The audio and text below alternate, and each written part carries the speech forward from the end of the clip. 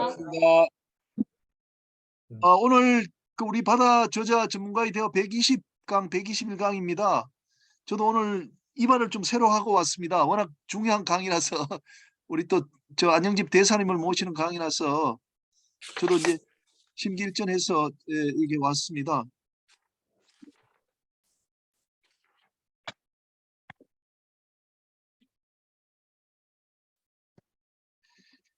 오늘 강의 순서부터 좀 말씀드리겠습니다. 우리가 그 사이에 좀 행정적으로 말씀드릴 게 있어가지고 고려대학교 평생교육원에서 개설한 바다의 문학 산책 그게 잘 되고 있다는 또 보고도 드리고요. 그리고 우리 책 제3권이 이제 거의 출간 직전인데 그것도 좀 보고 드리도록 그렇게 하겠습니다.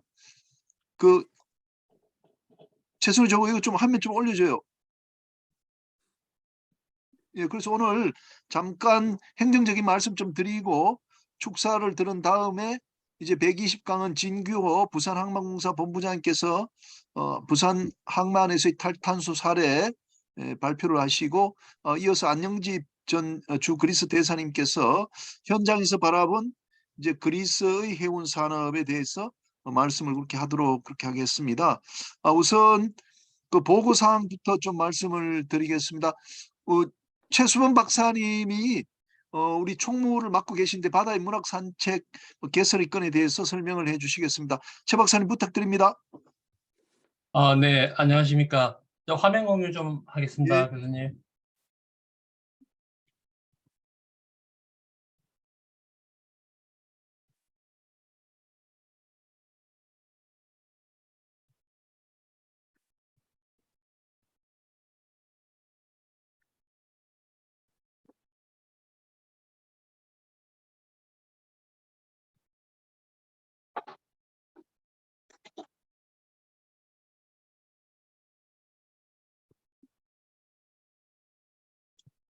네, 안녕하십니까. 우선 그 평생교육원 그 바다 인문학 산책 개설에 관한 보고를 좀 드리겠습니다. 지금 고려대학교 평생교육원에서 이 강좌를 국내 처음으로 이게 개설했고요. 강의명은 저자들과 함께하는 바다 인문학 산책으로 되어 있습니다. 그래서 이제 저희 이번 교육 목표는 8명의 각 분야의 전문가분들이 이제 나누어서 해운 물류, 수산, 조선, 그다음에 선박 금융, 해양과학, 기타 인문학 등을 이제 강의하고 일반 국민들에게 좀 바다에 대한 지식을 좀 배양하도록 그렇게 하는 게 교육 목표가 되겠습니다. 강의는 총 15번 이루어지고요. 3월 7일부터 6월 13일까지 매주 화요일 저녁 7시부터 9시까지 했고 지금 지난주까지 이번 주까지 3강을 했고 강사로는 이제 김인영 교수님 외에 7분의 이제 강사님들을 초청을 했고요. 정필수 박사님과 신원수 부회장님 그리고 이제 김현빈 대표님, 권혜인 대표님, 이광남 박사님, 이동해 박사님 그리고 이제 제가 참여를 하고 있습니다.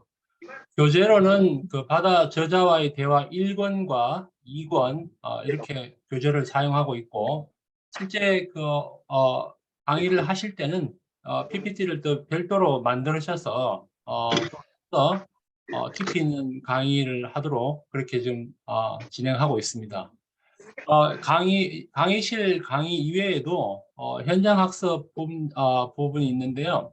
지금 계획 중인 현장 학습은 HMM과 현대글로비스 그리고 이제 노량진 수산시장 방문 그리고 이제 서울 마리나 요트 유람선 성선 등의 이제 그런 이런 부분을 이제 기획하고 있습니다. 수강자 현황을 좀 말씀드리겠습니다. 전체 지금 수강하고 있는 분들이 총 24분이시고요. 해운 분야에서 12분인데 고려해운, 동영해운, 그다음에 연운항해리, 장금상선, 청경해운 등에서 오셨고요. 물류 분야는 2명이 오셨는데 KCTC와 태용로직스에서 오셨고요. 그다음에 보험은 에이스 아메리칸 화재 해상보험과 그다음에 한국선주상호보험에서 오셨고요. 그다음에 항만공사에서 2명 오셨는데 경기 평택항만공사에서 2명 오셨습니다. 그리고 이제 마린 서베이는 스파크 인터내셔널에서 1명 오셨고, 그다음에 비영리 단체인 기우솔루션에서 1분 오셨고요. 그다음에 일반 기업인 CTNS, 세계항공 여행사에서 오셨고, 그다음에 고려대 지금 석사과정 학생이 1명 참여를 하고 있고, 그다음에 한국성급에서 1분 참여를 하고 계십니다. 강의 진행은 말씀드린 것처럼 지금 이제 3강을 했고요. 다음 주 4강을 할 차례입니다. 그래서 총 15번 강의에 좀 더 다양하고 많은 지식을 전달할 수 있도록 그렇게 준비하도록 하겠습니다. 이상입니다. 감사합니다. 예, 예, 감사합니다.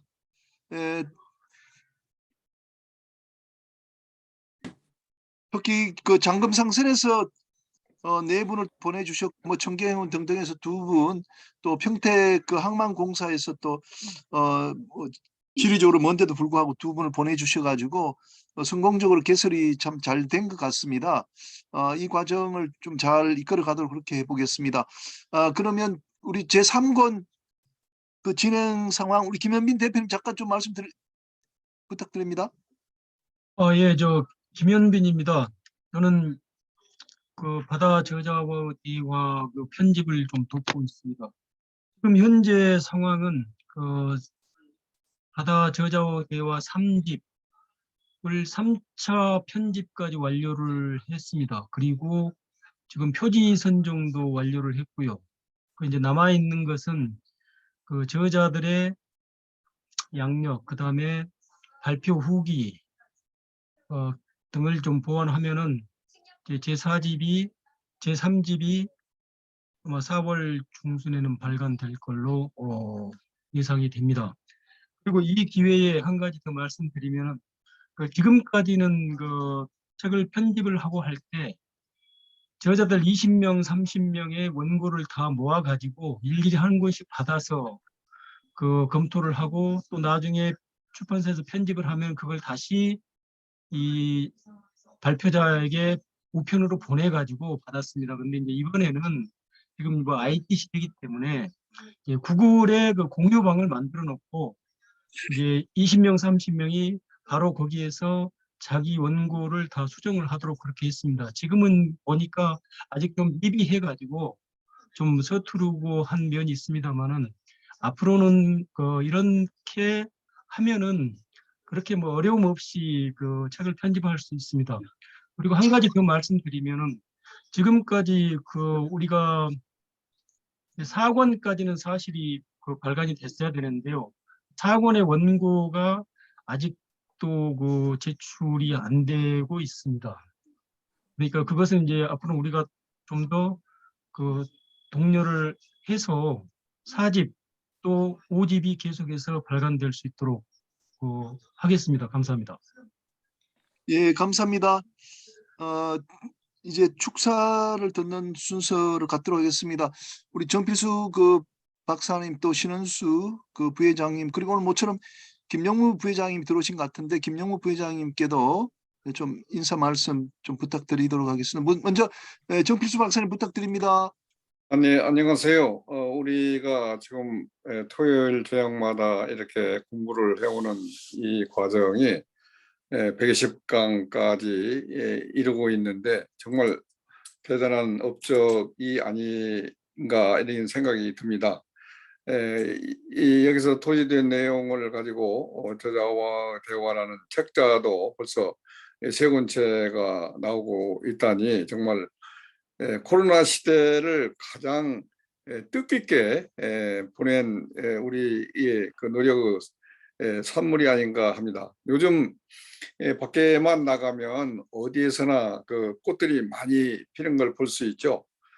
꽃들이 피면은 봄이 왔다고 우리가 느끼는데, 사실은 그 꽃 한 송이 한 송이가 피어지기 위해서는 추운 겨울을 견뎌냈고, 또 말랐던 가지에 땅에서 그 물을 뽑아 올려서 저장했던 그 씨앗을 키워서 엄청난 각고의 고생 끝에 피워진 꽃이거든요.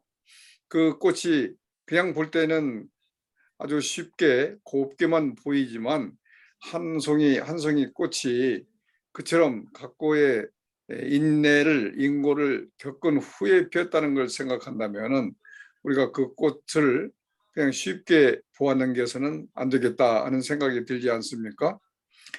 우리가 저녁에 공부하는 이 바다 공부 모임도 사실은 그와 같은 숨은 노력이 결실을 맺어서 120강까지 오고 또 앞으로도 더 계속 될 거라고 생각을 합니다. 이 바다 공부 모임이 잘 이루어지기 위해서 오늘 저녁 강의에서만 봐도 약 20여 명이 발표, 지정 토론,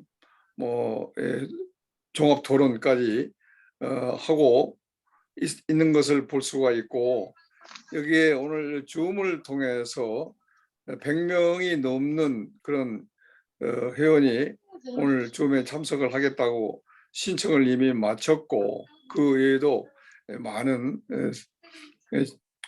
글로벌 우리 회원들이 참여를 할 것이라고 생각합니다.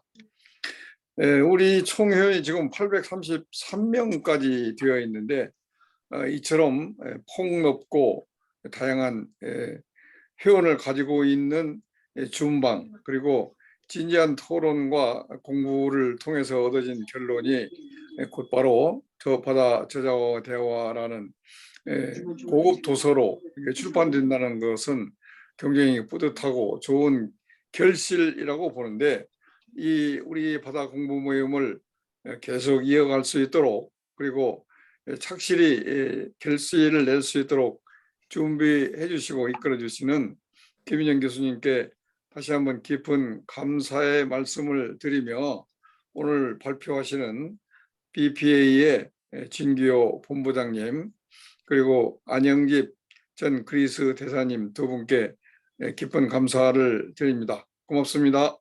예, 감사합니다. 예, 다음은 신원수 부회장님 부탁드리겠습니다. 다음 이어서 우리 김영무 부회장님께 마이크를 넘기겠습니다. 신원수 부회장 부탁드립니다. 예, 안녕하십니까? 제 말씀 잘 들립니까? 예, 예. 예, 좋습니다. 안녕하십니까? 이제 올해 그동안에는 봄이 와도 봄 같지가 않았는데, 올해는 3년 만에 맞는, 코로나 끝나고 맞는 봄이라 그런지 진짜 봄인 것 같습니다.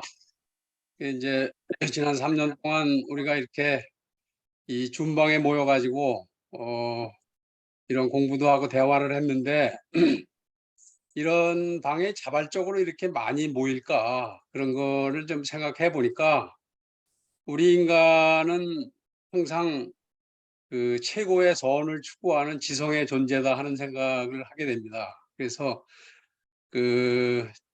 항상 지성은 최고의 선을 쫓아서, 선한 가치를 쫓아서 이렇게 추구하기 때문에 내가 지성을 갖고 있느냐 없느냐라고 하는 거가 이제 두 가지를 통해서 깨닫게 되는데, 첫 번째는 내가 지성에 충분히 충만을 할 때, 그때는 위로를 받는 마음을 내가 가질 수가 있는데, 위로를 받지 못하고 뭔가 고독함을 느낄 때, 그때는 이제 지성에서 좀 멀어져 있는 거죠. 그래서 그런 고독하냐 위로를 받느냐 하는 그거가 바로 내가 지성으로 가냐 안 가냐 하는 거를 이제 내주는 내 마음의 실효라고 보는데, 지난 3년 동안에 코로나의 어두움 상황 속에서도 항상 위안을 받으면서 이 줌의 만남을 통해서 우리가 어떤 선한 지성적인 그런 발견을 했기 때문에 그런 결핍을 극복을 하고 우리가 여기까지 오지 않았나, 이제 이런 생각을 하나 하고요. 두 번째로 지성이 주는 시그널이 뭐냐 그러면은, 우리가 대충 인간이기 때문에 알아도 확실히 알지를 못하고 어렴풋이 압니다. 어렴풋이 개념만 알고. 그런데 그거를 확실하게 개념을 알아가는 순간, 깨닫는 순간이 바로 이제 지성이 발전해 나가는 순간인데, 이런 줌의 만남을 통해서, 토론과 강의를 통해서 그 어렴풋이 알고 있던 것들이 확실하게 깨닫고 이렇게 지식으로 쌓여가면서 이제 이런 모임이 점점점 자발적으로 어떤 지성의 장으로 이렇게 우리가 지성의 모임을 추구하는 이런 모임으로 발전하는 게 아닌가 그렇게 생각이 되면서 이 방에서 꾸준하게 모이신 여러분들은 전부 하여간 지성이 축출하신 분들이고 모두가 축하를 드립니다. 그래서 오늘 그 강의를 하시는 이제 부산항만공사의 진규호 본부장님이 강의해 주시는 그 키워드가 그 탈탄소 디카보나이제이션인데 우리가 이론적으로 개념은 많이 들어왔는데 과연 이게 확실하게 되고 있는 거냐 이런 그 매니피시에이션 이런 측면에서 오늘 확인할 수 있는 어떤 그 탈탄소에 대한 디카보나이제이션에 대한 이제 확실한 깨달음을 얻을 수 있는 이제 그런 계기가 되지 않을까 돼서 기대가 되고요. 그다음에 우리 안영집 대사님은 해운의 나라인 그리스, 그다음에 그 항만을 통해서 이제 그 선진국으로 도약한 싱가포르 양쪽에서 이제 대사님으로 직접 현장에서 보고 활동을 하셨기 때문에 우리가 이제 그동안에 쭉 공부를 해왔던 이제 해운과 항만이라고 하는 산업을 넘어서 이런 물류까지 전체적으로 확실하게 어떤 그 깨달음을 줄 수 있는 우리가 느낄 수 있는 그런 공부 모임이 되지 않을까 돼서 강의가 또한 기대가 됩니다. 두 분께 기대를 하면서 제 인사의 말씀으로 가름하겠습니다. 감사합니다. 예, 감사합니다. 부회장님 정말 좋은 말씀 해주셨습니다. 우리 공부 모임의 그 존재의 의의에 대해서도 참 좋은 말씀을 해주셨습니다. 그 최고의 선을 추구하는 것이 지성이다. 아주 참 명언인 것 같습니다. 우리 다음은 그 한국해운협회 부회장직을 아주 성공적으로 잘 마치시고 몇 달 전에 지금 정년퇴직하시고 쉬고 계시는데 김영무 부회장님 오랜만에 나오셨는데 잠깐 인사 말씀 좀 듣도록 하겠습니다. 예, 부회장님. 예, 안녕하십니까. 다 들립니까? 예예. 예. 아, 예, 예, 예, 예. 그 지난 1월 12일 날 퇴임하고 아주 바쁘게 잘 쉬고 있는 전 해운협회장 김문구입니다. 근데 오래간만에 얼굴을 인사드립니다. 오늘 이제 부산항 탈탄소도 이제 흥미롭지만 그리스 해운에 대해서 이제 안영집 대사님께서 말씀해 주시는 거에 대해서 여태까지 저희들은 그 해운업계 종사자로서 우리가 보는 시각으로 그리스 해운이 많이 있습니다. 그런데 어떻게 보면 좀 제 3자적 입장에서 그리스해운은 어떻게 보는지 아마 저희가 보는 시각이랑 그다음에 제 3자가 보는 시각이랑 비교해 볼 수 있는 좋은 기회라고 생각합니다. 반갑습니다. 열심히 배우겠습니다. 예, 안녕하세요. 예, 감사합니다. 예, 예. 부회장님 정말 좋은 말씀 해주셨습니다. 우리 안 대사님은 이제 외교관이시기 때문에 우리 해운인들이 보는 시각과는 아주 달리 객관적인 어떤 잣대가 있으실 것 같은데 오늘 정말 기대가 됩니다. 자, 그러면 첫 강 시작하도록 하겠습니다. 진규 본부장님 부탁드립니다. 네, 감사합니다.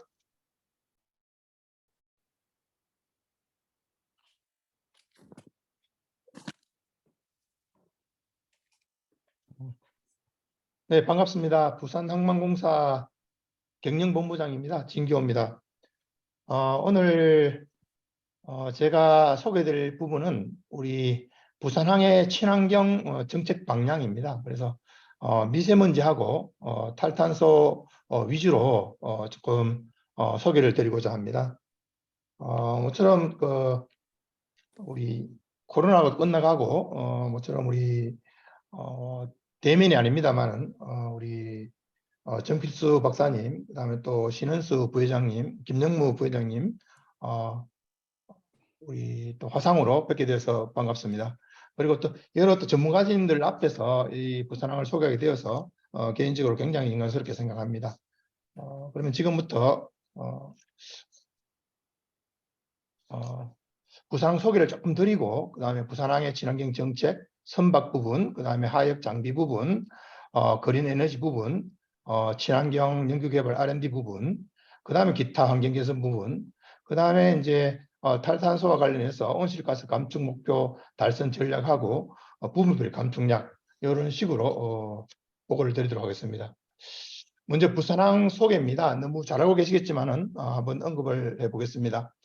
부산항 크게 부산항 북항, 감천항, 신항으로 되어 있습니다. 그래서 신항은 잘 아시다시피 부산항 전체 화물의 한 70% 정도 처리합니다.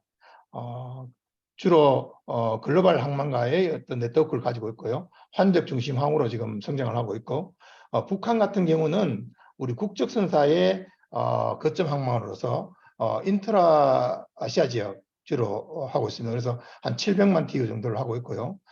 실질적으로 부산항에서 한 2200만 TU 정도를 합니다만은 700만 TU 정도는 동경 요코하마항을 다 합치는 규모입니다. 그래서 북항 하나만 하더라도 실질적으로 큰 하나의 항만 역할을 하고 있다 이렇게 보시면 될 것 같고요. 감천항 같은 경우는 동편은 주로 이제 냉동 어획물을 많이 취급을 하고, 서편 같은 경우는 철제라든지 원유, 그 다음에 모래 같은 것을 출력합니다. 부산항은 컨테이너 특화 항만이기 때문에 95%가 컨테이너 화물이고 나머지 5%가 벌크 화물이다 이렇게 보시면 되겠습니다. 우리 항만공사 조금 말씀드리면요. 항만공사는 2004년도에 설립을 했습니다.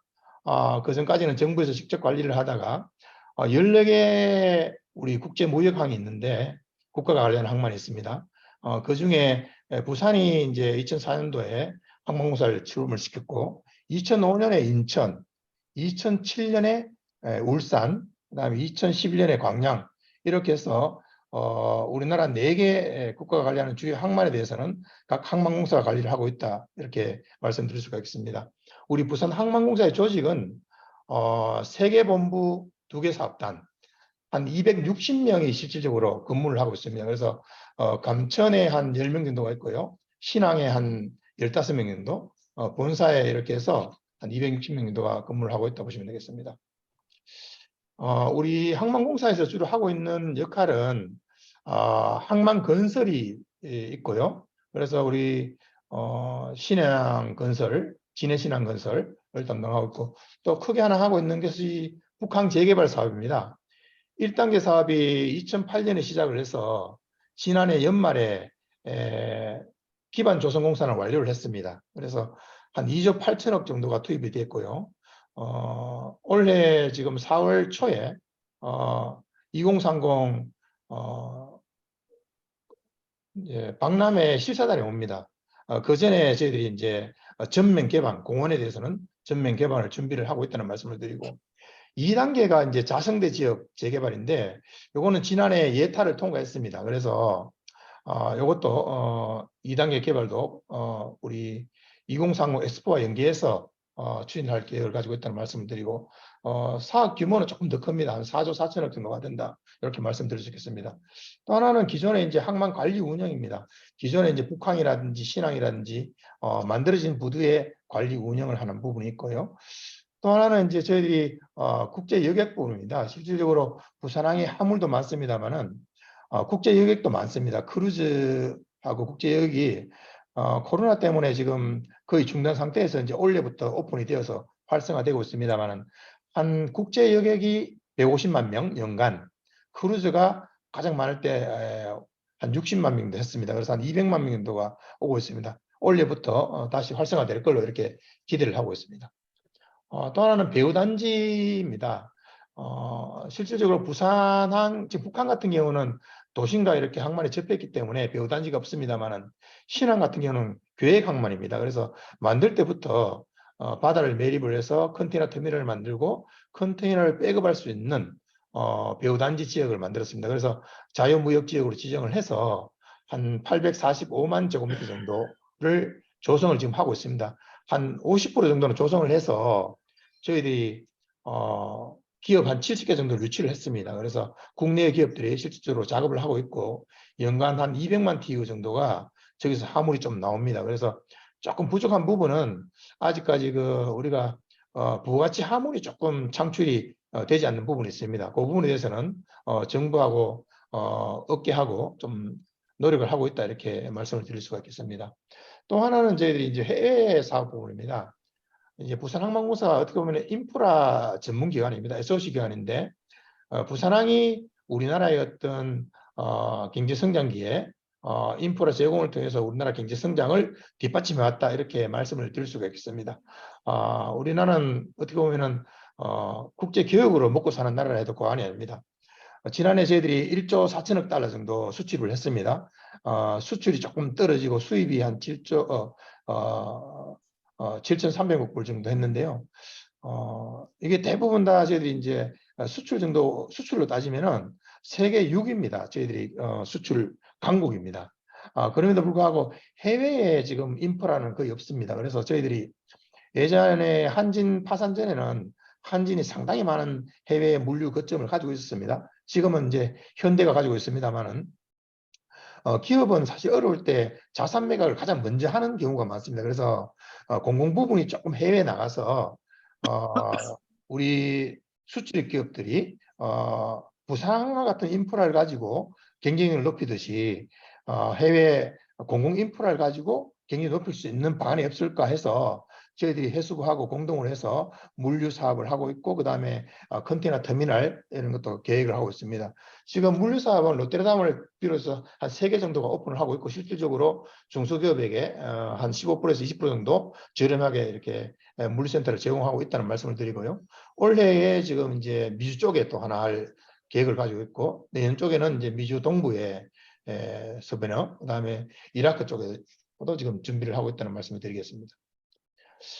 부산항을 조금 보면은 조금 전에 말씀드린 바와 같이 컨테이너 중심 항만입니다. 그래서 전체 화물 중에 우리나라 컨테이너 화물이 한 3천만 TEU 정도 합니다. 우리나라에서 그 중에 한 7% 정도가 부산에서 합니다.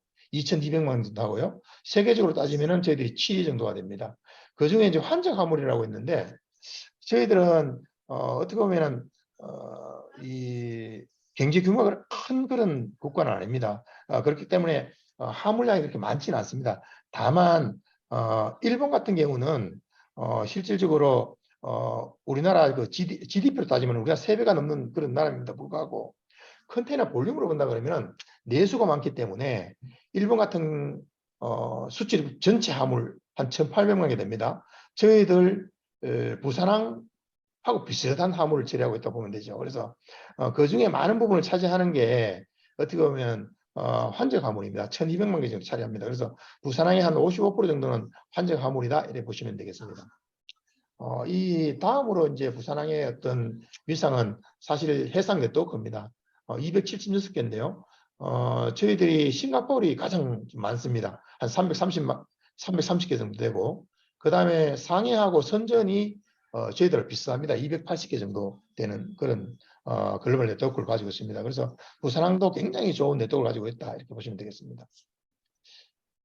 이거는 이제 화물 처리량을 이렇게 수치로 한번 나타내 봤습니다. 그래서 보시면 대부분 다 중국의 항만입니다. 그 중에 이제 부산하고 롯데르담, 싱가포르 이 정도가 이 나머지는 다 7개 중국입니다. 그래서 앞으로 중국의 항만의 약진이 조금 전망이 되고요. 그럼에도 불구하고 저희들도 꾸준하게 7위는 유지를 하고 있다 이렇게 말씀을 드릴 수 있겠습니다. 이 탄소 중립과 관련해서 이제 글로벌 동향하고 국내 동향을 한번 살펴보면은요. 지난해 말에 COP27 때 보시면은 우리 파리협정 주요 요소뿐만 아니고 조금 분야를 확대를 했는 걸 알 수 있습니다. 할 수 있고 그 다음에 비당사국의 어떤 참여를 촉구했는 그런 상황이고요. 20년도 말 기준으로 보니까 한 130개국이 탄소 중립에 참여했다 이렇게 뉴스 본 적이 있습니다. 그리고 IMO 같은 경우도 지금 온실가스 감축 목표를 상향을 검토한다든지 요거 해운 부분에서는 이게 이제 민감할 것 같은데 제78차 해양환경보호위원회에서 탄소세 도입을 이제 적극적으로 검토하겠다 이렇게 얘기했죠. 그래서 다음번 회의부터 아마 탄소세 도입에 대해서 구체적으로 논의가 이루어질 걸로 이렇게 보여집니다. 굉장히 해운 분야에서는 조금 민감한 부분이라 보이고요. 우리 국내 관련해서는 해양수산부 지난해 이제 신정부 들어서고 난 다음에 국정과제가 이제 40번 세계를 선도하는 해상교통 물류 재구축과 연계해서 여러 가지 이제 스마트 항만, 친환경 항만, 수소 항만 이런 게 이제 해양수산부에서 주요 정책으로서 하고 있고요. 지난해 연말에 해양수산부에서 해양수산 2050 탄소중립 로드맵은 만들었습니다. 그래서 홈페이지에 게재가 되어 있고요. 거기에 이제 해운 부분이라든지 수산 부분, 그 다음에 항만 부분 총 망라되어 있고요. 지금 구체적으로 이제 항만 부분에서의 탄소 중립 방향은 지금 해수부에서 용역을 추진하고 있습니다. 그래서 아마 내년 말 되면 구체적인 방안이 나올 걸로 이렇게 보이고요. 각 항만별로 보시면은 싱가포르 항만, 이것도 이제 2050년에 탄소 중립 선언을 했고요. 그 다음에 롯데르담 항 같은 경우도 2050년입니다. 각각의 세부 내용은 조금씩 다를 수가 있습니다. 엔터프 항 같은 경우는 조금 특이하게 2005년 대비 80% 감축하겠다 이렇게 이야기를 했고요. 요코하마항도 2050 탄소 중립, 인천항공사도 연도별로 탄소 중립 로드맵을 만들어서 시행을 하고 있고, 여수도 탄소 중립 항만을 지금 선언을 하고 있는 그런 상황입니다. 저희들 같은 경우는 이제 두 가지를 말씀드릴 수가 있겠는데요. 탄소 중립, 2050 탄소 중립 하나 있고, 그 다음에 초미세먼지, 요거는 조금, 항만 부분에 저희 좀 빨리 시작했습니다. 2018년부터 시작을 했습니다. 그래서, 탄소 중립은 저희들이, 2018년 기준으로 해서, 우리 온실가스 배출량 자체를, 이산화탄소 배출량을 25만 톤 정도 기준으로 해서 2030년까지는 15만 톤 정도 감축을 하겠다. 그 다음에 2050년까지는 100% 감축을 하겠다는 목표를 가지고 있고요. 초미세먼지는 18년 기준으로 한 1,500톤 정도 되는데 23년까지 68% 감축을 하고 25년까지 72% 정도를 감축을 하겠다는 목표를 수립해서 추진하고 있습니다. 그래서 이러한 목표 추진을 위해서 저희들이 하고 있는 게 세부 부문별 과제입니다. 그래서 구체적으로 조금 말씀을 드리면 선박 부분이 있고요. 하역 장비 부분이 있고, 그 다음에 그린 에너지 부분이 있습니다. 그 다음에 친환경 R&D 부분, 기타 개선 과제, 이렇게 크게 나뉘어서 저희들은 구체적으로 실행을 하고 있다, 이렇게 말씀을 드릴 수 있겠습니다.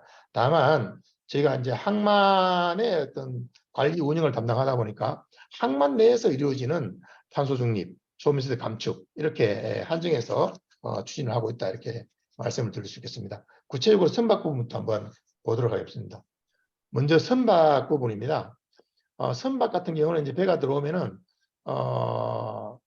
우리 전기 육상 전원설 AMP로 전기로서 이렇게 전원을 공급해서 CO2 발생을 이렇게 저감하는 그런 장치입니다. 그래서 저희들이 소형 우리 AMP 시설은 78개는 구축을 했고요. 고압 같은 경우는 신항에 북항에서 8개 선석 20개소 구축을 완료를 했습니다. 근데 실질적으로 저희들이 이게 이제 의무사항이 아니다 보니까 실질적으로 좀 참여는 조금 저조합니다. 다만 지난해 같은 경우 한 23척 정도가 지금 이제 참여를 했고, 올해 한 50척 정도가 참여할 걸로 이렇게 보입니다. 제도적인 어떤 이런 장치가 필요하지 않느냐, 저희들은 이렇게 생각을 하고 있습니다. 다만 저희들이 이제 이걸 활성화하기 위해서 기본 전기료를 저희들이 이렇게 지원해 준다든지, 그 다음에 항비를 감면해 준다든지 이런 인센티브는 제공하고 있습니다만은 큰 효과는 보지 못한 그런 상황입니다. 그래서 조금 정부하고 협의해서 제도적으로 조금 활성화할 수 있는 방안을 검토를 하고 있다, 이렇게 말씀을 드리겠습니다. 또 하나는 저희들이 이제 그 저속 운항입니다. 부산항 한계 내에서 20해리 내에 들어왔을 때 기준에 한 14노트 정도 들어오던 컨테이너 그를 12노트 정도로 이하로 들어오도록 이렇게 했습니다.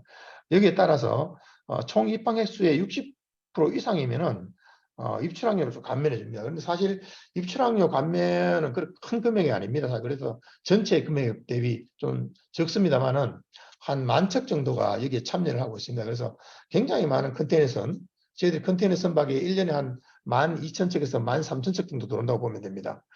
대부분의 선박들이 많이 참여를 하고 있다, 이렇게 보시면 되겠습니다.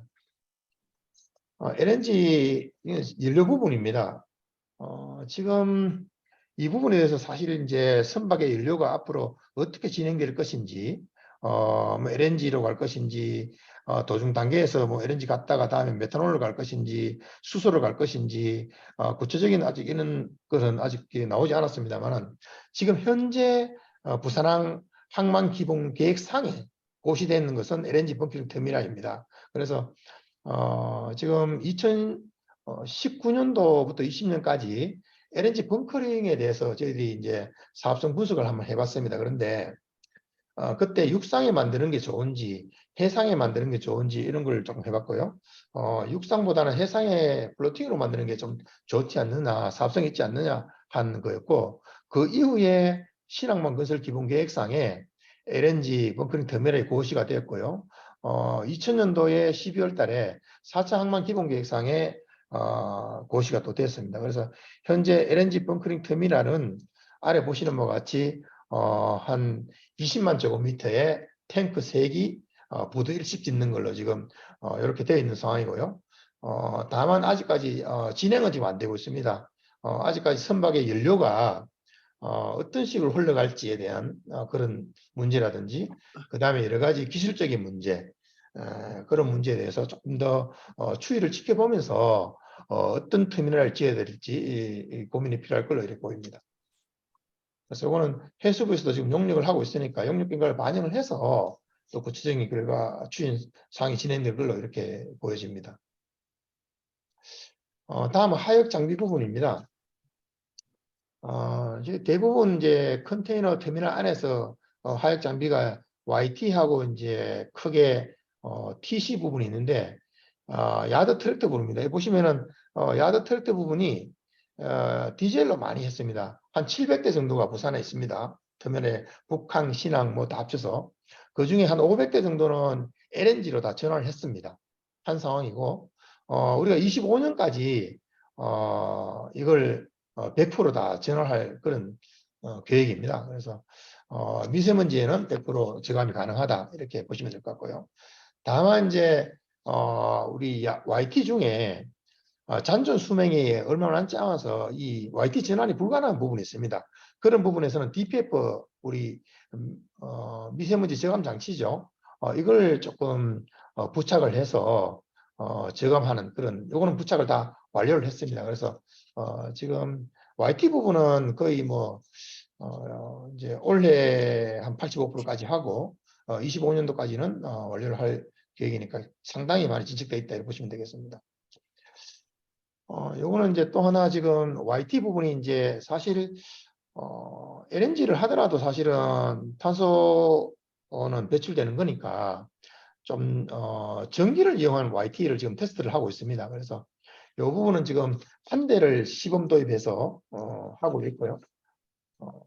가격은 조금 비쌉니다. 기존 YT보다 한 2배 정도 비싸고요. 한 2억 정도 전기 한 달에 보시면 되겠습니다. 그래서 이 부분에서는 원래 지금 정부에서 용역을 하고 있습니다. 그래서 어느 정도 탄소가 적게 배출되는지 용역을 해서 이것도 굉장히 가격이 비싸기 때문에 예전에 YT 이렇게 LNG 전환 사업을 할 때 정부가 25%, 저희들이 25%, 민간 터미널 운영사가 50%를 이렇게 같이 협력해서 사실 전환 사업을 했거든요. 이 부분도 가격이 좀 비싸기 때문에 정부 지원, 그다음에 항공사 지원, 터미널 운영사 이렇게 협력을 해서 해야 되지 않느냐 이렇게 생각을 하고 있고, 이건 테스트를 완료하면 25년도 정도부터는 본격적으로 이렇게 도입을 해서 부산항 내에 어떤 탄소 중립을 위해서 전기를 할 계획이라는 말씀을 드리고요.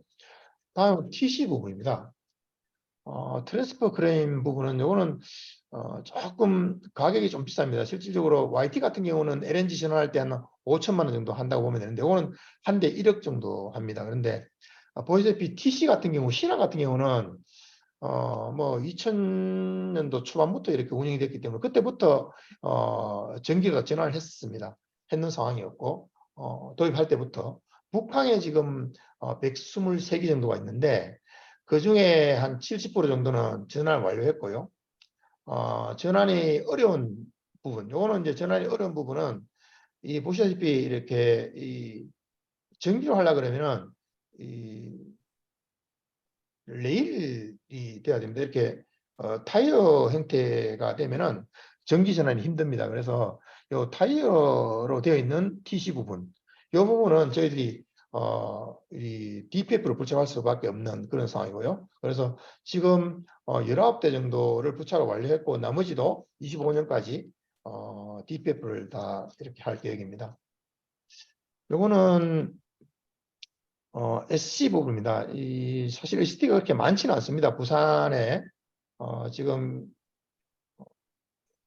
BNCT라든지 BCT 신항에 지금 2-3, 2-4 같은 경우는 이런 장비를 지금 활용을 하고 있습니다. 그래서 여기에 지금 경유를 사용하는데 저희들이 R&D 실증 사업을 해서 LNG 연료로 발전해서 축전해서 전기 배터리를 구동하는 이런 걸 실증 사업 완료를 했습니다. 그래서 완료를 해서 지금 한 대는 항만연수원에서 하고 있고 한 대는 지금 실질적으로 운행을 하고 있지 않습니다. 다만 요거는 이제 도시가스 사업법을 좀 개정을 해야 됩니다. 그래서 항만에 적용을 하려고 그러면 개정을 해야 되는 그런 문제는 좀 남아있다. 다만 실증을 완료한 그런 상황이 되겠습니다. 또 하나는 이제 그린 에너지 부분입니다. 이제 네, 태양광 부분입니다. 태양광 부분은 뭐 다른 데도 많이 하고 있습니다만 저희들 한 26메가와트 부분 여기 한 25개 지역대입니다. 저희들이 뭐 우리 운영 건물이라든지 이런 데 설치를 완료를 했고 여기 한 11,700가구 정도의 전력 연간 공급이 가능한 규모다 보시면 되겠고요. 지금 배후단지 전력량의 한 30% 정도를 커버할 수 있다라고 보시면 되겠습니다. 그래서 굉장히 많은 전력을 태양광으로 하고 있고 또 앞으로 우리 남부발전하고 또 협의를 해서 입주기업, 신앙 배후단지 한 70개 정도 기업이 있는데요. 이 기업의 지붕에다가 이렇게 해서 설치를 하고 있는 그런 상황입니다. 그래서 태양광도 새로운 에너지원으로서 이렇게 활용할 계획이라는 말씀을 드리고요. 또 하나는 해수열을 이용합니다. 해수열이 겨울에는 좀 따뜻하고 여름에는 좀 차갑고 이렇지 않습니까? 그래서 해수열을 이용해서 지금 연안여객터미널에 이거는 2000년 4월달에 도입을 했습니다. 그래서 냉난방에 직접적으로 사용을 하고 있고요. 이번에 마리나 시설이 금년 3월에 북한 재개발 지역에 오픈을 했습니다. 지금 운영을 하고 있지 않습니다만은 건축은 완료한 상황이고요. 이 부분도 저희들이 도입을 했다는 말씀을 드립니다. 이거는 이제 앞으로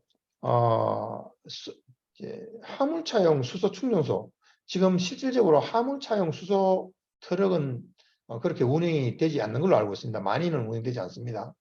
지금 판매를 하고 있는 걸로 알고 있고요. 그래서 지난해 지금 실질적으로 현대에서 21년부터 해서 수소 화물차 실증 실험은 다 끝났는 걸로 알고 있습니다. 그래서 판매도 하고 있는 걸로 알고 있고요. 그래서 저희들이 여기에 맞춰서 수소 충전소를 이렇게 구축을 하려고 하고 있습니다. 그래서 북한 같은 경우는 올해 연말에 실질적으로 충분히 구축될 거고요. 남큰도 이제 곧 구축을 할 겁니다. 그래서 수소 차량에 대해서도 구축할 계획이라는 말씀을 드리고, 다만 수소 차량이 굉장히 비쌉니다. 제가 지금 보니까 예전에 한 뭐 3년 전만 하더라도 한 10억 정도가 넘었는데 지금 보니까 한 6억에서 7억 정도 하는 걸로 이렇게 나오더라고요. 그래서 이게 정부에서 국고 지원이 한 2억 5천만 원 정도 되고요. 지자체에서 한 2억 정도 되고 개인이 한 2억 정도 이렇게 부담을 해야 되는 그런 문제를 안고 있다. 기술 개발이 좀 더 필요해서 일반 차량 같이, 일반 차량은 한 1억 한 6천에서 2억 1천 이 정도밖에 안 하거든요. 그래서 그 정도가 조금 되어야지만 활성화되지 않겠느냐 이런 생각을 하고, 다만 운영비를 볼 때 수소가 조금 저렴하다 이렇게 말씀드릴 수 있겠습니다. 이거는 이제 결국 향후 계획입니다. 부산신항에 지금 저희들이 여러 가지 하역 장비 부분의 어떤 저탄소, 미세먼지 저감 뭐 이렇게 하고 있습니다만은 결국 이 탈탄소를 위해서는 수소를 조금 활용해야 되지 않느냐 이런 생각을 하고 있습니다. 그래서 수소 발전, 수소 연지 발전소를 구축할 필요가 있다. 이렇게 계획을 하고 있고요. 그래서 한 200메가와트 정도의 수소 연료 발전소를 구축할 필요가 있다. 그래서 수소를 통한 전기 발전을 통해서 하여 이 모빌리티에다가 직접적으로 전기를 공급하는 방안이 있고요. 또 하나는 수소를 원료원으로 해서 이 안에 있는 장비에다가 직접적으로 발전 충전해서 쓰는 방안. 그렇게 하려고 그러면은 수소 충전소와 수소 발전소가 필요하지 않느냐 이렇게 생각을 하고 있고, 자료를 찾아보니까 지난해 21년도입니까? 21년도에 인천에 세계 최대 그 수소 충전소가 준공을 했더라고요. 보니까요. 그게 79메가와트 정도 되는 세계 최대 규모의 어떤 수소전지 발전소라고 들었습니다. 그래서 했는 부분이 있고요. 다만 비용 부분 같은 경우는 좀 더 조금 저렴하게 돼야 되지 않느냐 이런 생각을 하고 있습니다. 다음은 저희들이 이제 친환경 부분입니다. R&D 부분이고, 이거는 이제 저희들이 이 항만을 만들다 보면은 이 항만에 이 포장 블록 포장을 해야 되는데, 포장 블록을 공장에서 만들어 와서 이렇게 이제 핀셋으로 끼얹는 방법으로 한다 그러면은 굉장히 그 비용도 절감이 되지만은 기간도 단축이 돼서 굉장히 친환경적으로 할 수 있지 않느냐 하는 실증 사업을 해봤고요. 이걸 앞으로 좀 더 확대해서 적용하기 위해서 장소별로 어떤 데 적용하는 게 좋은지에 대해서 조금 용역을 하고 있는 그런 상황입니다. 두 번째는 저희 순환골재입니다. 이 건설 폐기물을 이용해서 순환골재의 대체제로서 플라즈마를 이용해서 조금 고열을 해서 녹여서 인공석재를 만드는 부분입니다. 그래서 우리가 항만 부분의 대부분의 어떤 인공골재가 많이 그냥 우리 일반 골재가 많이 들어가는데 이런 인공석재를 활용함으로써 우리가 친환경적으로 환경에도 개선할 수도 있고 비용도 절감할 수 있는 부분, 이런 부분도 저희들이 하고 있다는 말씀을 드리고요. 또 하나는 저희들이 그 항만 이제 게이트에 보시면은 이렇게 앞전 발전 모듈을 이렇게 개발을 이렇게 해서 여기를 통과하는 트럭들이 발전을 일으키는 전기 에너지로 이렇게 하는 그런 시스템입니다. 이걸 지난해부터 지금 성능 테스트를 하고 있습니다. 근데 여기 상당히 그 태양광만큼의 발전 효율이 있을 걸로 저희들이 기대를 하고 있습니다. 이게 사실 한 7년 전에 도로공사에서도 이걸 했는데 이제 일반 고속도로 같은 경우는 차종도 다 다르고 또 차가 빨리 달리는 부분도 있고 차종이 뭐 여러 가지다 보니까 차 무게가 각각 다릅니다. 그런데 요거는 이제 컨테이너 게이트다 보니까 차가 일정한 차량입니다. 차 크기가 일정하고 무게도 이게 공컨 아니면은 풀컨이 들어오기 때문에 무게도 일정하고 요게 통과하는 속도도 일정합니다. 29km에서 25km 정도 일정하기 때문에 굉장히 환경적으로는 굉장히 좋다. 그래서 저희들이 지난해 테스트를 하고 있고 자체적으로 사내벤처를 지금 올해 출범을 시켰습니다. 그래서 본격적으로 좀 해서 여기 시험 테스트 후에 부산항 전체의 게이트로 좀 확대할 그런 계획도 가지고 있다는 말씀을 좀 드리겠습니다. 요거는 사실 이제 미세먼지 부분과 조금 연결이 되는데요. 지금 뭐 광촉매제 굉장히 많이 개발을 하고 있습니다. 그래서 실제 항만 주변에 굉장히 넓은 지역 이렇게를 커버하기 때문에 광촉매제를 도포를 해서 BWC과 비교 분석을 해서 미세먼지가 조금 절감될 수 있도록 하고 있다는 말씀을 드리고요. 공사 현장에도 굉장히 많이 적용을 하고 있는 그런 상황입니다. 그래서 지속적으로 미세먼지 발생하지 않도록 하고 있다는 말씀을 드리겠습니다. 저희들이 요 미세먼지도 간이 측정망을 한 21개 정도 소에 설치를 했고요. 그다음 대기질을 위해서는 저희들이 대기오염 측정소 4개 정도 해서 실시간으로 이렇게 다 운영을 하고 있고, 실질적으로 이게 우리 일반인들이 시민들이 볼 수 있게 신호등도 다 만들었습니다. 그래서 우리 항만에 종사하시는 분들 또 그 외의 시민들도 볼 수 있도록 이렇게 운영을 하고 있다는 말씀을 드리겠습니다. 또 하나는 저희들이 이제 부산 항내에 건축물이 상당히 많습니다. 운영 건물 그 부분에 보통 이제 증류형 버너라든지 가스용 버너 이런 걸 많이 쓰는데 녹스 절감을 위해서 저희들이 저녹스 버너로 다 교체를 했는 이런 부분도 있습니다. 그래서 녹스 배출량을 지금 노력을 하고 있다는 말씀드리고, 또 플라스틱 자연순환 활동도 조금 하고 있다. 그래서 이런 업사이클링을 통해서 만들어진 그런 부분에 대해서는 저희들 이불이라든지 이렇게 만들어서 우리 조금 취약계층에 기부도 하고 있고 이런 활동도 계속 하고 있습니다. 앞으로 우리 여객터미널이라든지 선사들하고 좀 협력을 해서 우리 선박에서 나오는 플라스틱도 조금 활용을 해서 우리 자연순환 체계를 새롭게 좀 구축할 그런 계획도 가지고 있습니다. 또 순환 골재 부분입니다. 저희들이 부산항에 우리 아까 인공 골재도 말씀을 드렸습니다만 석재 일반적으로 일반 골재를 많이 사용합니다. 그래서 저희들이 의무 사항이 아니기 때문에 항만에는 굉장히 많은 골재가 사용됩니다. 그런데 저희들이 이제 순환 골재를 조금 원래 한번 사용을 해봤습니다. 지난해.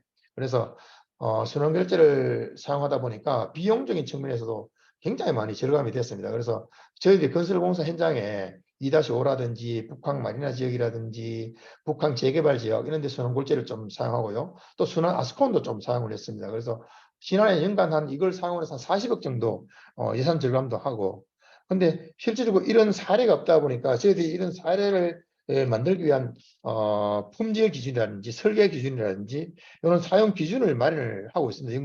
연구를 통해서. 그래서 앞으로 항만에 이런 순환 골재가 많이 사용돼서 우리 실질적으로 환경에 우리 친환경적인 항만이 건설될 수 있도록 노력을 하겠다는 말씀드리고, 이걸 지난해 저희들이 이제 공모전에 내어서 국무총리상을 수상을 했었습니다. 그래서 상당히 다른 항만 쪽에서도 관심을 많이 가지고 있다라는 말씀을 드리겠습니다.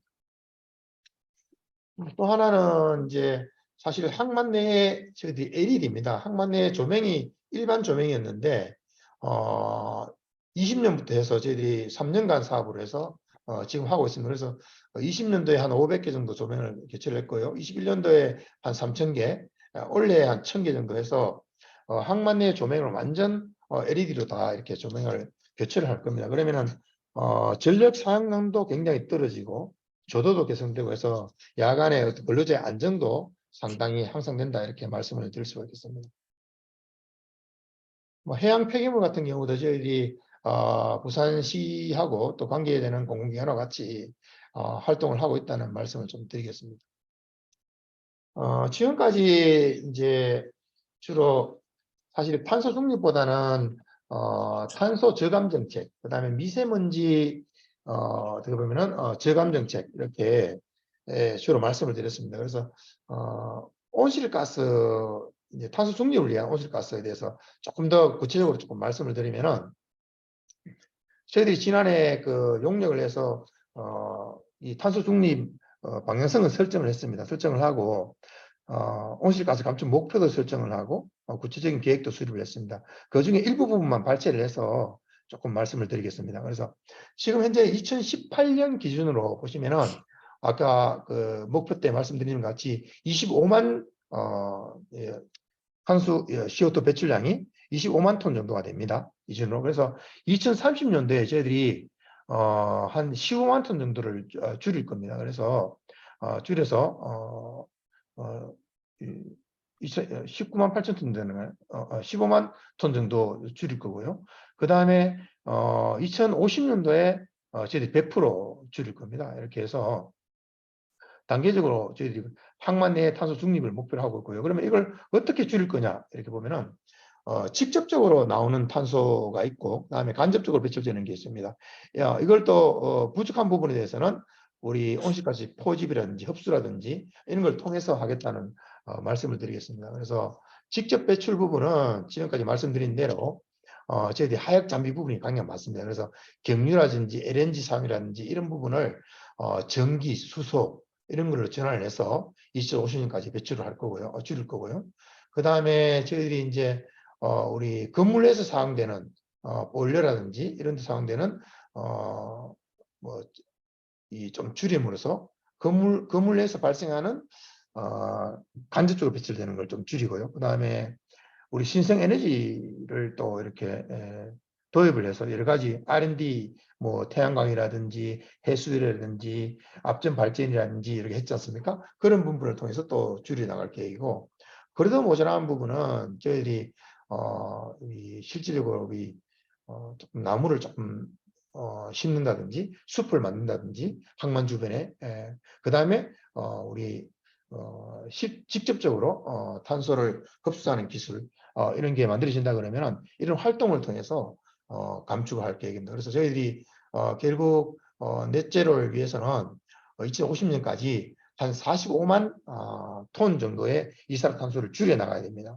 그래서 이렇게 줄여 나갈 계획이라는 말씀을 드리고, 그럼 저희들이 하는 활동을 통해서 정말 어느 정도의 탄소가 감축되느냐 이렇게 보면은, 하역 장비에서 저희들이 열심히 하면은 한 10% 정도는 전체 45만 중에 가능할 걸로 보이고요. 그 다음에 재생에너지 부분, 이건 태양열하고 우리 앞전 발전이라든지 다양한 재생에너지입니다. 이거 4.3% 정도. 그 다음에 온실가스 흡수 포집, 이 부분 3.6%, 이거는 조금 그렇게 많지는 않습니다. 그 다음에 건물 에너지에서 나오는 부분, 이게 저희들이 19% 정도 상당히 많이 차지하고요. 또 자발적인 온실가스 감축 활동 24%고 19%고, 실질적으로 신에너지 도입이 가장 많습니다. 그래서 어떻게 보면은 지금 에너지 도입 자체를 수소라든지 수소연료 발전 이런 걸 해서 전반적으로 줄여야 되지 않느냐. 그래야지만이 굉장히 많은 탄소 중립에 실행할 수 있다, 이렇게 저희들 보고 있습니다.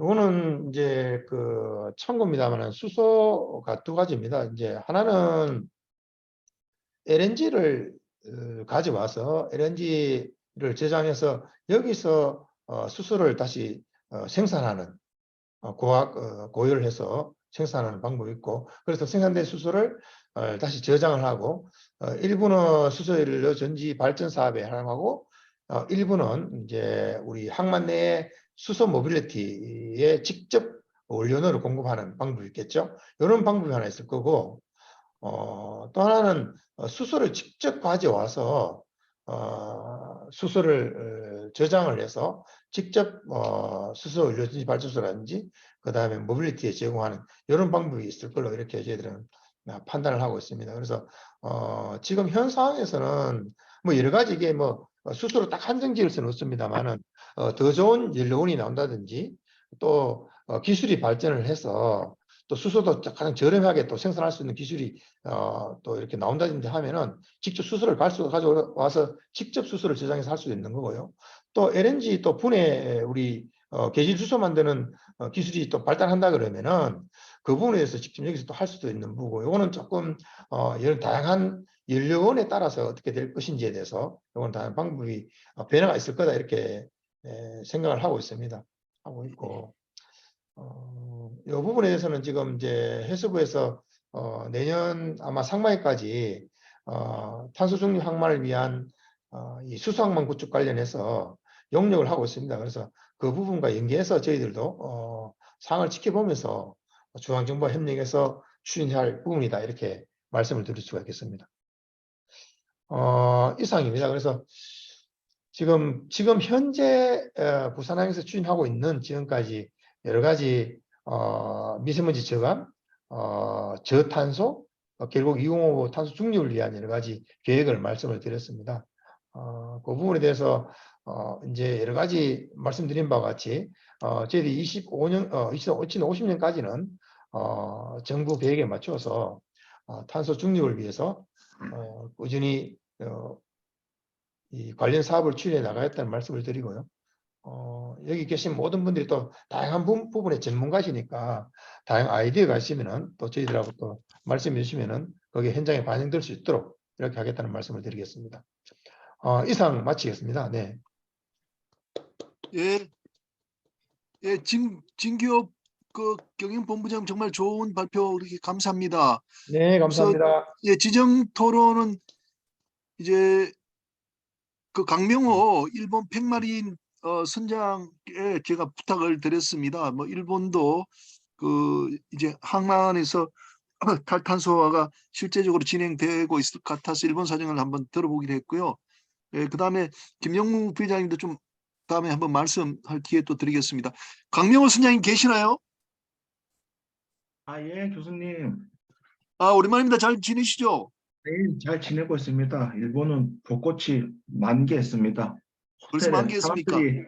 관광객들이 많이 와서 도쿄에는 이제 호텔 방이 없네요. 어제 안 그래도 아, 직원이 한 명 와서 호텔 방을 잡으려 했더니 방이 없어서 저기 치바까지 가서 자는 일이 있었습니다.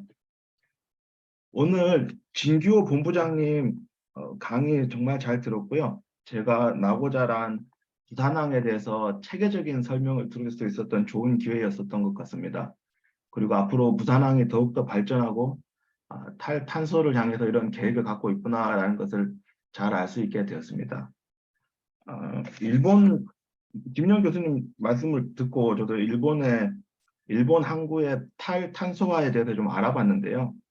국토교통성 자료를 보면 2년 전에 계획을 세운 것이 있는데 카본 뉴트럴 포트 형성 계획표라는 것이 있었습니다.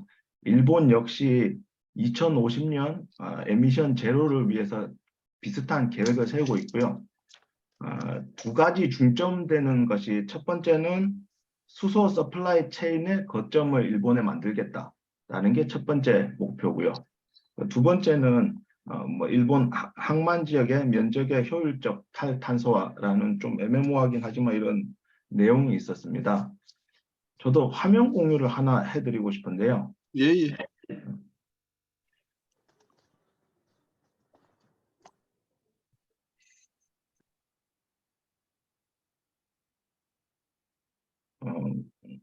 저희 진규 본부장님이 말씀하셨듯이 부산항이 수소 항만 전환에 대해서 계획을 지금 세우고 있다 하셨는데 일본은 이미 실증 단계에 들어서고 있습니다. 눈에 보이시는 배가 액화 수소선입니다. 세계 최초 액화 수소선이 2021년 12월에 만들어졌습니다. 이 프로젝트는 가와사키 중공업 고베에 있는 회사고요. 그 다음에 석유기업 에네오스, 그리고 일본에서는 보통 부탄가스 파는 회사로 잘 알려져 있는데 이와타니라는 회사가 요즘 가장 수소 서플라이 체인에 적극적으로 나서고 있고요. 이 외에도 석유 메이저 기업이죠. 쉘에서 이 배를 맡아서 운항을 하고 있습니다. 그리고 마루벤이라는 또 다른 오일 기업도 여기 참여하고 있고요. 이 프로젝트는 지금 LNG를 넘어서서 수소를 운송하는 데 있어서 여러 가지 방안이 대두되고 있는데 이거를 암모니아로 치환을 해서 운송을 하든지 아니면은 수소 자체를 액화시켜서 LNG처럼 운항을 할 것인가라는 여러 가지 이제 계획들이 나오고 있는데 일본 같은 경우는 액화수소선을 기술을 만들어서 액화수소를 운송을 해보자.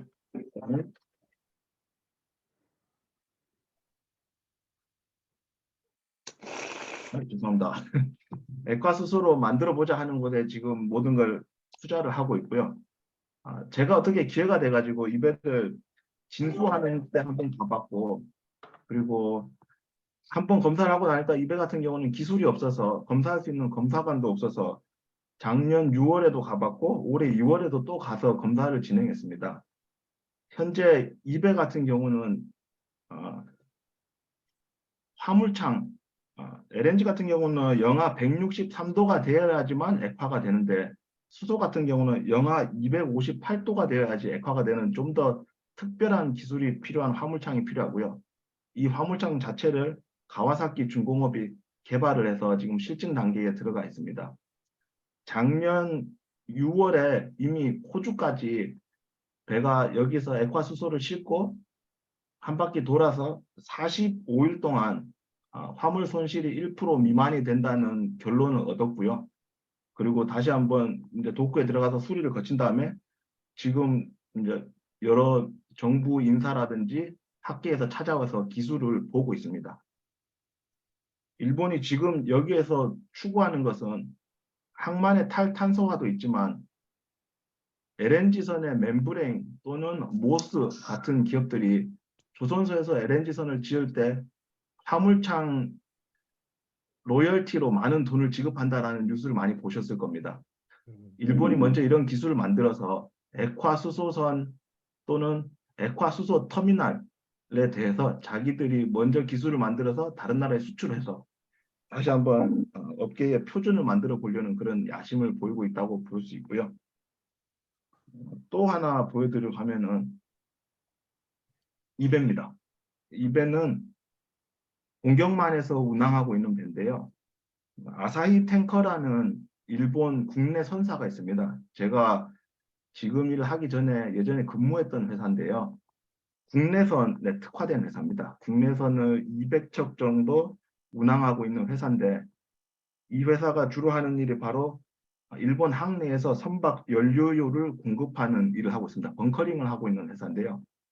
이 회사가 작년에 만든 이 아사히라는 배가 배터리 추진선입니다. 전기 추진선입니다. 세계 최초 전기 추진선이고요. 이걸 벌써 2022년도에 건조해서 작년 4월부터 실제 동경만에서 벙커링을 수행을 하고 있습니다. 어떻게 보면 우리가 아직 계획에 있는 부분을 일본은 먼저 추진을 해서 실증 상태에 들어가 있는 상태고요. 제가 회사 직원들을 만나서 물어봤습니다. 이배는 충전을 어떻게 할 것이냐. 가와사키에 2배 전용 배터리 전용 추진선을 충전할 수 있는 충전 스테이션을 벌써 만들었답니다. 그래서 매일 한 번 충전하면 하루를 운항할 수 있는 식으로 그런 식으로 이런 배터리 충전선을 만들어서 전기 추진선을 만들어서 운항을 하고 있는 실정입니다.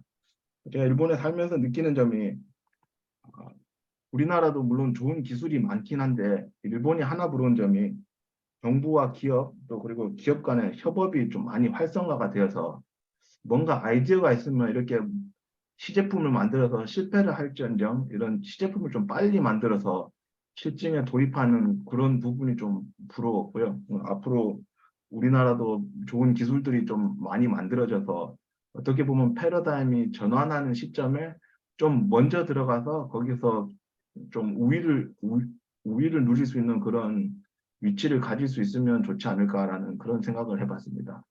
이상입니다. 감사합니다. 예, 강명호 선장님, 일본의 사정에 대해서 아주 좋은 사례를 들어주셨습니다. 공부가 많이 됐습니다. 예, 혹시 손영원 그 과장님 들어와 계세요? 손영원?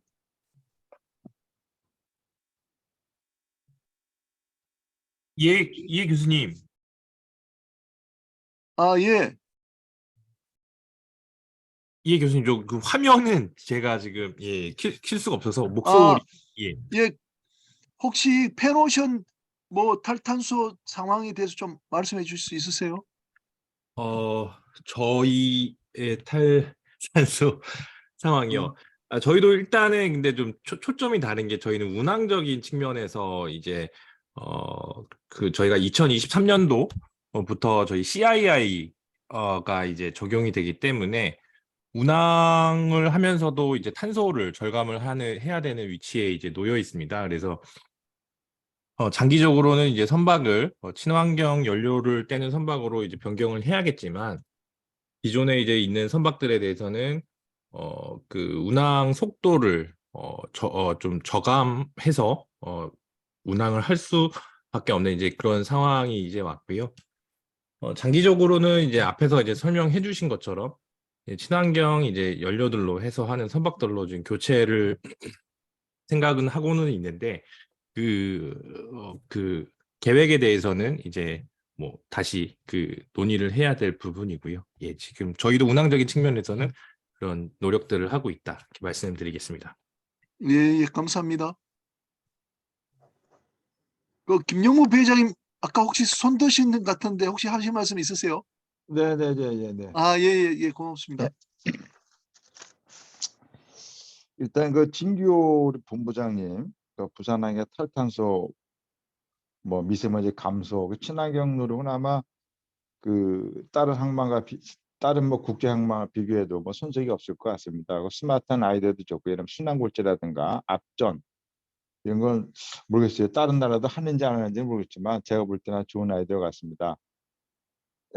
그다음에 이제 잠깐 다른 분들도 코멘트하고 싶은데 강 선장이 말씀하신 민간 협업 활성화 노력, 그것도 우리나라가 필요할 것 같고요. 그다음에 아까 손영원 과장께서 CIA 문제를 말씀하셨는데, 참고로 말씀드리면 우리나라가 외항 선박이 한 1,000척 정도 있어요. 1,000척 정도 있는데 그 CIA 충족하는 선박이 우리나라가 30% 정도밖에 안 돼요. 그래서 수년 내에 한 700여 척의 선박을 교체할 필요가 있습니다. 그래서 여기에 대한 그 소요 자금이 많이 들기 때문에 이게 정부의 노력이 필요하다고 생각합니다. 그다음에 그 본부장님한테 이제 그 본부장님과 여기 계신 모든 분들께 건의드린 사항이 하나 있고 질문 사항이 하나 있습니다. 네. 하나 이제 건의 사항인데요. 아까 이제 부산항에서 이제 그 미세먼지 감소라든가 뭐 탈탄소를 위해서 이제 AMP 설비를 이제 설치를 많이 하셨잖아요. 근데 네. 이제 효과가 좀 미비하고 참여하는 네. 그 선박들이 많이 부족한 걸로 알고 있습니다. 그래서 제 생각에는 제가 이제 근무할 때도 그랬지만 선박에 이제 AMP 수전 설비 설치할 때 뭐 정부에서도 지원해 주는 걸로 알고 있어요. 근데 뭐 해운업계뿐만 아니라 또 우리 항만공사에서 노력하셔갖고 네. 선사들이 AMP 설치할 때 설비 지원해 주는 게 좀 필요할 것 같습니다. 네. 또 한 가지는 질문사항인데요. 약간 이거는 이제 오늘 논제와는 관계가 없는데 최근에 이제 미중 또 중미 갈등으로 인해서 여러 가지 미국이 이제 중국에 대한 제재가 많습니다. 예를 들면 화웨이 사건이라든가 최근에 틱톡 사건도 있고요. 최근에 또 한 가지 나온 게 겐트리 크레인.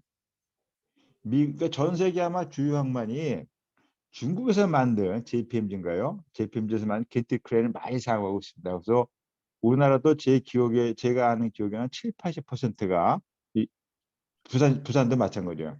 70~80%가 중국산 겐트리 크레인을 사용하고 있는데 여기에 대해서 이제 미국에서 많은 이제 여러 가지 안보 차원에서 정보가 새고 있다고 경고를 하고 있고 우리나라에도 통보한 바가 있습니다. 그래서 우리는 그 중국산 겐트리 크레인의 그 보안 사항에 대해서 어떻게 좀 그 미국의 우리 정부의 우려를 좀 감소시킬 수 있는 그런 대책이 있는지 이것은 질문 사항입니다. 거기에 대해서 혹시 이제 들은 정보가 있으면 이제 말씀 부탁드리겠습니다.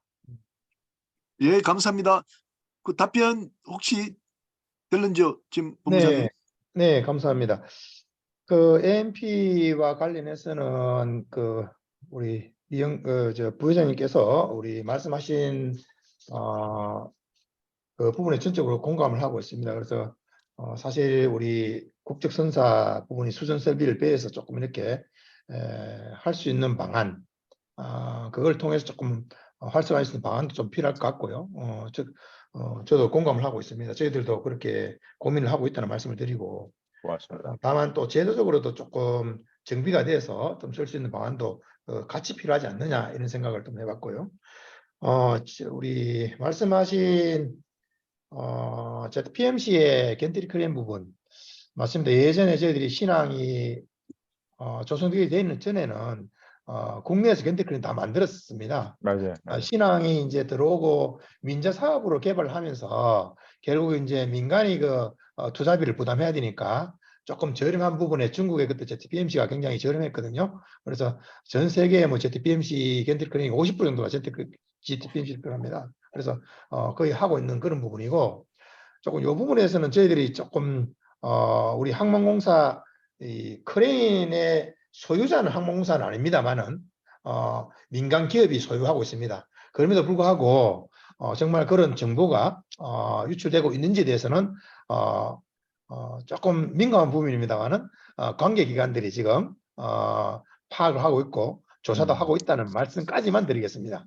네, 드리고 알겠습니다. 네, 그리고 저희들이 이제 앞으로 우리 2-5 같은 경우부터 시작해서 지금 저희들이 이런 부분도 있습니다만은 좀 국산 크레인의 어떤 선순환 구조를 만들어 보자 해서 조금 비쌉니다. 저희 크레인이 국산이 좀 비쌉니다만은 2-5 단계부터는 국산으로 다 발주를 했습니다. 그래서 저희들이 지난해 5천억 정도 발주했습니다. 발주를 해서 국산으로 메어갈 거고요. 조금 비싸지만은 그런데 또 이렇게 그 국산화 장비의 라이프 사이클을 보면은 생애 주기의 비용은 또 쌀 수가 있습니다.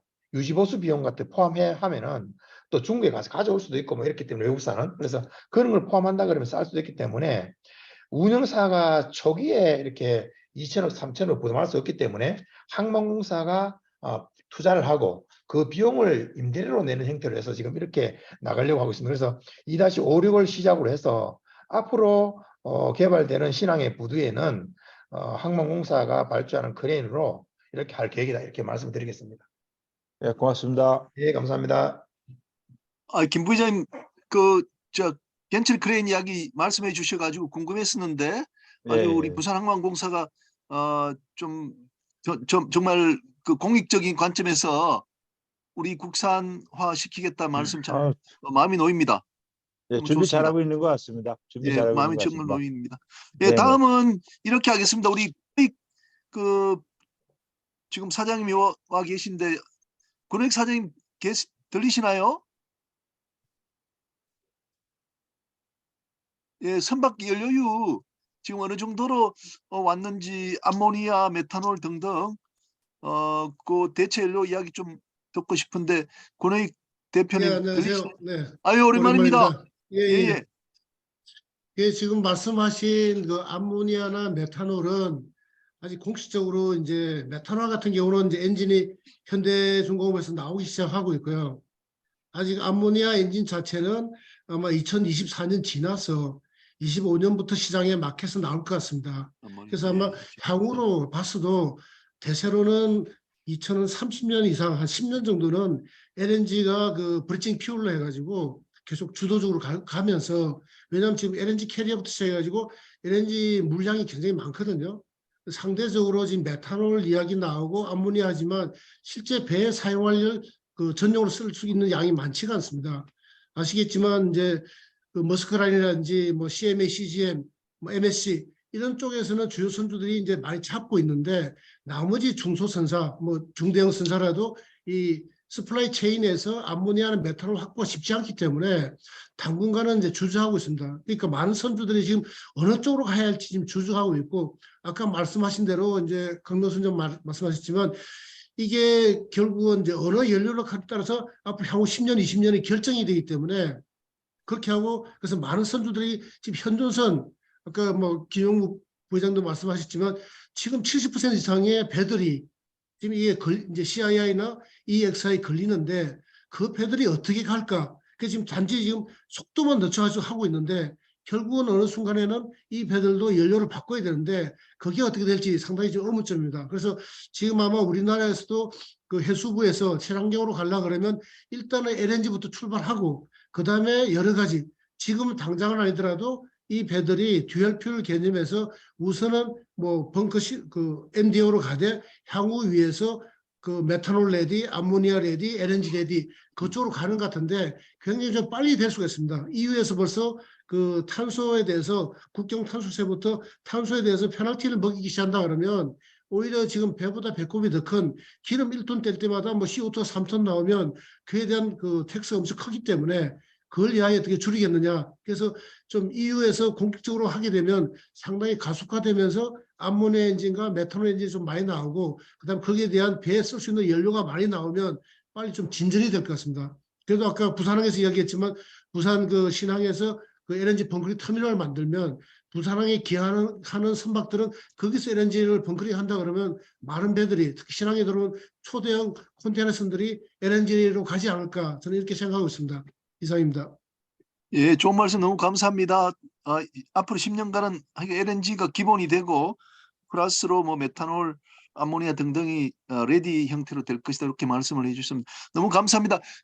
제 2강이 있기 때문에요. 오늘 1강은 이걸로 마치겠습니다. 우리 진교 본부장님 대단히 바쁘신 분이신데 우리 탈탄소의 실제 사례를 정말 참 잘 알게 됐습니다. 여러분 박수 좀 부탁드리겠습니다. 교수님, 네, 감사합니다. 교수님 저 2강 들어가기 전에 한 말씀만 드리겠습니다. 마침 제가 어제 그 일본에서 제가 그 일본 항만협회 회원이거든요. 근데 어제 그 일본 항만협회에서 그 항만지를 받았습니다. 근데 이제 그 항만지 3월호가 마침 이게 그 카본 뉴트럴 포트의 형성, 그러니까 산소 중립 항만의 형성, 그 사회 실정을 향한 최신 동향, 그렇게 해가지고 3월호 특집이 이게 탄소 중립에 대한 것을 다루고 있어요. 근데 이 항만지에 거의 한 60% 되는데, 60페이지가 되는데, 거기에 거의 30%, 그 이제 30페이지가 지금 이 항만, 그 탄소 중립 제- 항만에 대해서 지금 다루고 있습니다. 그 한번 그 부산 항만공사에서도 특히 또 우리 김규호 본부장님도 네. 일본에 또 정통하시니까 그 정황을 좀 예, 살펴보시기 바라겠습니다. 감사합니다. 아, 감사합니다. 예, 네, 감사합니다. 감사합니다. 예. 챙겨보겠습니다. 예, 수고하셨습니다.